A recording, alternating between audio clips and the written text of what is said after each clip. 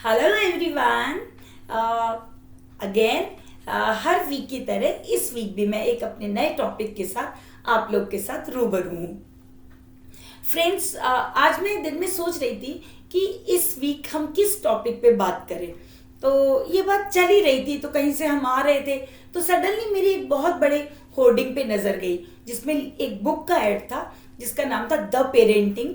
और उसमें जो टैग लाइन थी उसका मतलब था कि एक हैप्पी चाइल्ड कैसे रेज किया जाए, कि एक बच्चे को खुशनुमा बच्चा कैसे बनाया जाए, उसके कुछ सीक्रेट्स थे। मुझे लगा कि बच्चे को खुशनुमा बनाना है, इसका मतलब कि वो अनहैप्पी चाइल्ड है और उस अनहैप्पी चाइल्ड को आप हैप्पी बनाना चाहते हैं। तो एक थॉट मेरे दिमाग में आया कि जब हम छोटे बच्चों को देखते हैं तो वो तो खुशी होते हैं, उनमें तो मतलब उनसे हमें हैप्पीनेस मिलती है।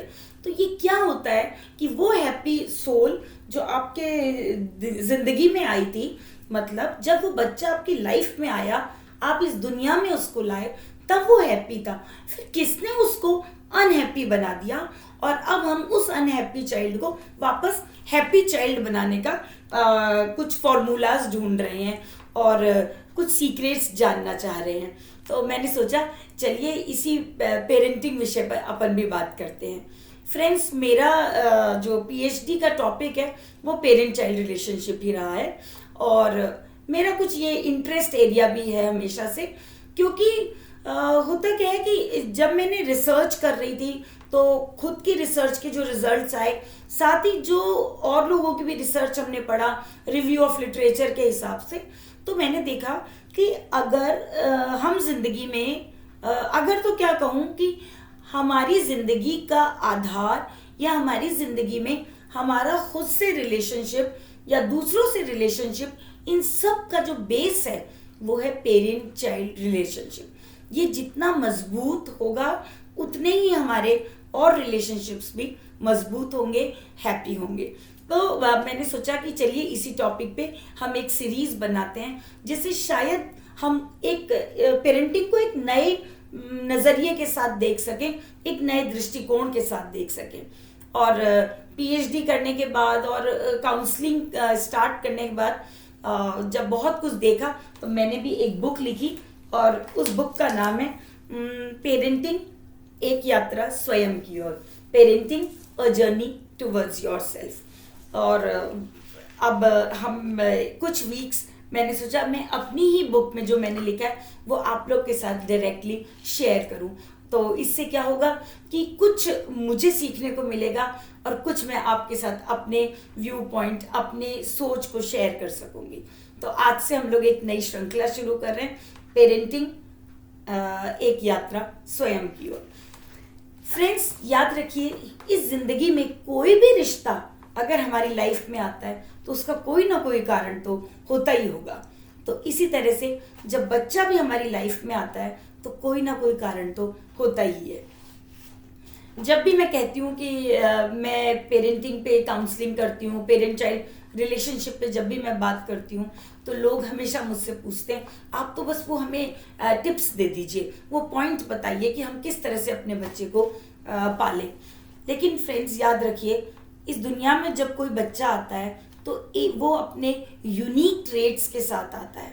कभी भी कोई गाइड या कोई मैनुअल उसके साथ नहीं आता कि जिसको पढ़ लिया और एक चेक लिस्ट बनाई और tick tick tick tick check check check check check हमने पॉइंट वो उनको फिल कर दिया और अब हो गया, ये बच्चे को अब हमको इस तरह से पालना है, पोसना है, बड़ा करना है। ये कोई कुकिंग की रेसिपी नहीं है, कोई सब्जी बनाना नहीं है जिसमें कोई बता सके कि पोटैटो इतने बॉईल कर लेना है, इसमें इतना चिली डालना है, इतना जिंजर डालना है और एक बहुत यम्मी सी सब्जी बन जाएगी। ये सब्जी नहीं बल्कि एक कंप्लीट ह्यूमन बीइंग की कहानी है। और इस कंप्लीट ह्यूमन बीइंग जो कंप्लीट ही आया था इस दुनिया में, उसको हम बिखेर देते हैं, उसको हम तोड़ देते हैं, उसको हम मतलब दिशाहीन कर देते हैं। इसलिए अब समय आ गया है जब हमें पेरेंटिंग को लेके अपना पैराडाइम शिफ्ट करना पड़ेगा। लोग पूछते हैं कि पेरेंटिंग के लिए कौन सा सीक्रेट है, क्या फॉर्मूला है। याद रखिए कि perfect parenting is a mirage, perfect parenting एक भ्रम है। परफेक्ट कुछ नहीं होता, क्योंकि हर बच्चा यूनिक है। हर बच्चे को आपको जानना होगा, समझना होगा। और जब हम बच्चे को जानना और समझना चाहते हैं तो पक्की बात है, उसका फर्स्ट स्टेप है खुद को जानना, खुद को समझना। तो पेरेंटिंग अब हमको नए रूप में देखनी है। हमेशा हम सोचते हैं पेरेंटिंग का मतलब है, हाँ एक डिक्शनरी डेफिनेशन है कि बच्चे को पालना पोसना, उसका physical, emotional, social, mental development, academic उसके जो अचीवमेंट है इनको देखना, लेकिन ये एक डिक्शनरी डेफिनेशन है। आप खुद सोचिए कि भगवान ने आपको एक मतलब अपनी जगह दी है, एक बच्चे को आपको दिया है, मतलब जिसको हम गॉड मानते हैं, जो कि बनाता भी है, ऑपरेट भी करता है और वो डिस्ट्रॉयर भी है, वो सारा चीज आप में दी है। मतलब भगवान ने आपको अपनी जगह दी है, इसका मतलब है ये बहुत बड़ा रोल है। तो बच्चे को आप एक चांस दीजिए, उसको स्वयं को जानने का, उसको स्वयं को समझने का, खुद को ढूंढने का, खुद को एक्सप्लोर करने का मौका दीजिए। और इन सब के लिए ज़रूरी है कि हम खुद को ढूंढें, खुद को जानें, खुद को समझें। मैंने इस बुक में यही लिखा है कि बच्चे को पालने का कोई एक खास तरीका नहीं है, बल्कि बच्चा अपनी खास काबिलियत, अपने विशेष गुणों के साथ आता है। और इसलिए बच्चे को पालने का सिर्फ एक ही तरीका है कि अपनी जीवन की जो भी फेलियर्स हैं, जो भी अनफुलफिल्ड डिज़ायर्स हैं, इनकम्प्लीट ड्रीम्स हैं, उनको अपने बच्चों के कमज़ोर कंधों पे डालकर पूरा करना बंद कर दीजिए। क्योंकि मैंने कहा कि आप भी एक यूनिक आइडेंटिटी हैं और बच्चा भी एक यूनिक आइडेंटिटी है, और उन दोनों को अपनी अपनी यूनिकनेस के साथ एक अच्छी लाइफ को, एक अच्छी रिलेशनशिप को जीना है। क्योंकि जब मैं कंप्लीट होंगी, आप कंप्लीट होंगे, तभी हम एक कंप्लीट लाइफ जी पाएंगे। वरना एक अधूरापन, एक हताशा, एक निराशा हमेशा हमारे साथ रहेगी और हम किसी खोज में लगे रहते हैं, और बच्चे को भी वो खोज, वो निराशा, वो हताशा ट्रांसफ़र कर देते हैं, और ये लेगेसी में चला आ रहा है और यही चलता रहेगा।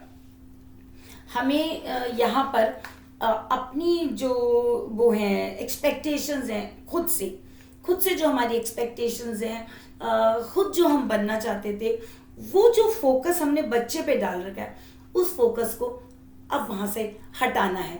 उस सारे फोकस को जो बच्चों पे डाल रखा है उसको अपनी साइड करना है, पैराडाइम शिफ्ट करना है, उस फोकस को शिफ्ट करना है। बच्चा आपको एक बहुत अच्छा मौका मिला है खुद को जानने का, खुद को समझने का। जिंदगी में बच्चा ही नहीं, बल्कि मैं तो कहूँगी हमारी लाइफ में कोई भी रिलेशनशिप आता है उसका कोई ना कोई रीज़न होता है। क्योंकि हर रिलेशनशिप एक मिरर की तरह होती है जिसमें हम खुद को देखते हैं। हम कह देते हैं कि वो इंसान मुझे गुस्सा दिलाता है, ये दुनिया खराब है, ये सोसाइटी खराब है, लेकिन याद रखिए हम जैसे अंदर से हैं वैसा ही हम बाहर देखते हैं। जे कृष्णमूर्ति ने कहा भी है कि ऑब्जर्वर इज ऑब्जर्व्ड। जो हम हैं वही हमें बाहर दिखाई देता है। तो अब हमें क्या करना है कि अपने जितने भी सोच है उसको बदलना पड़ेगा। मैं जो बात कर रही थी कि हर रिलेशनशिप एक मिरर की तरह होता है। मेरे बड़े होने के बाद मेरी फ्रेंड से नहीं कंपैटिबिलिटी बैठती, मैं उसको छोड़ देती हूँ। मेरी वाइफ के साथ मेरी नहीं बनती, मुझे लगता है मेरे हस्बैंड और मेरे व्यू पॉइंट्स नहीं मिलते, हम डिवोर्स ले लेते हैं, हम सेपरेटेड हो जाते हैं। लेकिन एक बच्चा जिसके साथ हमारे कितने भी कॉन्फ्लिक्ट आ जाएं, लेकिन हम उसको डिवोर्स नहीं देते, क्योंकि वो हमारी वीकनेस है, उससे हम बहुत प्यार करते हैं। हम सोचते हैं कि ये तो मैं ही हूँ, मैं इससे कैसे अलग हो जाऊं। इसीलिए मैं कहती हूँ कि बच्चा खुद को जानने के लिए एक बहुत बड़ा मौका है, बहुत बड़ा अवसर है जो भगवान ने आपको दिया है। इसीलिए मैं अपनी बुक में हमेशा लिखती हूँ कि जो बच्चे होते हैं एक्चुअली में वो हमारी लाइफ के स्पिरिचुअल गुरुज हैं, वो ही हमारी लाइफ के एक स्पिरिचुअल गिफ्ट हैं, क्योंकि वो हमारी जर्नी को कंप्लीट करने आए हैं। लेकिन हम क्या करते हैं कि अपनी जर्नी को तो कंप्लीट कर नहीं पाए, क्योंकि हमारे पेरेंट्स ने हमारे को अपने आप को जानने का मौका नहीं दिया।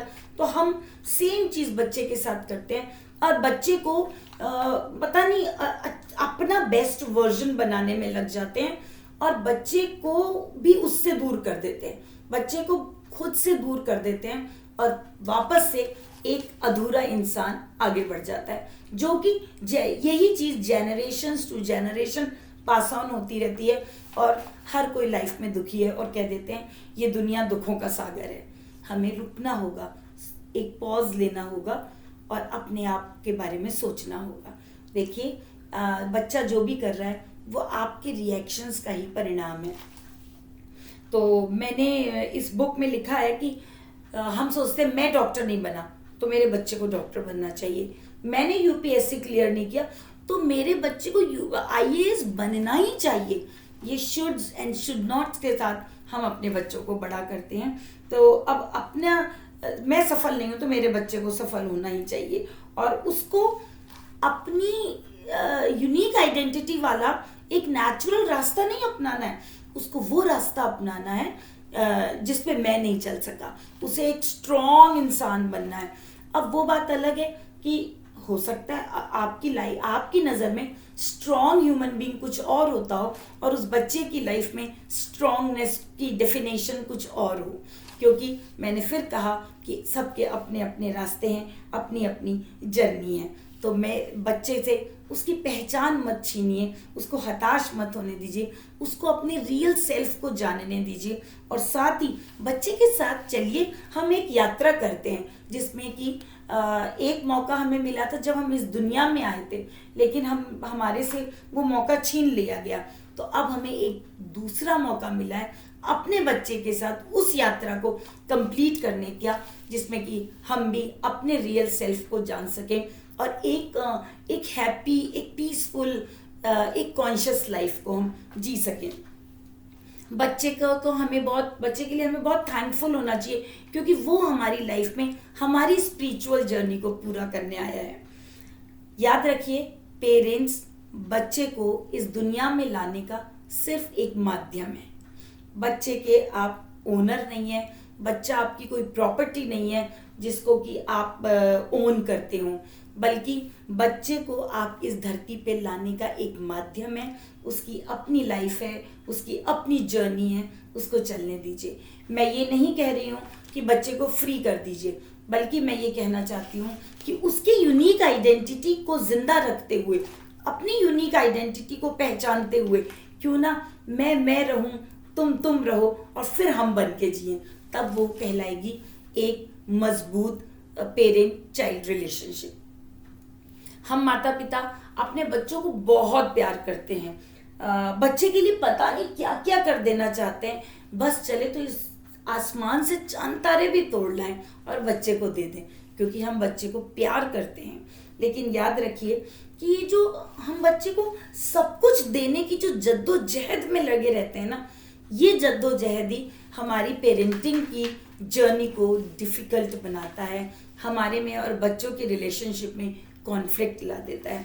अगर हम इस जद्दोजहद को छोड़ दें तो ये जो कठिनाइयाँ हैं ये भी अपने आप ख़त्म हो जाएंगी। बच्चे और पेरेंट्स एक बहुत अच्छी रिलेशनशिप जिएंगे जिसमें एक सुकून होगा, एक आज़ादी होगी, एक परफेक्शन होगा, एक नई दिशा होगी, रिश्ते पे भरोसा होगा। माता पिता बनना, पेरेंट्स बनना एक बहुत बड़ी स्पिरिचुअल रिस्पॉन्सिबिलिटी है। भगवान ने आपको अपनी भूमिका दी है तो उसको उसी तरह से निभाइए। भगवान भी क्या होता है, ऊपर से बैठ के हमें देख रहा है, वो रोज रोज हमें टोकते नहीं है। तो हमें भी याद रखिए, ये ध्यान रखना चाहिए कि हम बच्चे को इस दुनिया में लाने का सिर्फ एक माध्यम है। और किसी ने कहा है child is the second chance to know yourself. तो बच्चा अपने आप को, मतलब हमें अपने आप को जानने का एक सेकेंड चांस मिला है।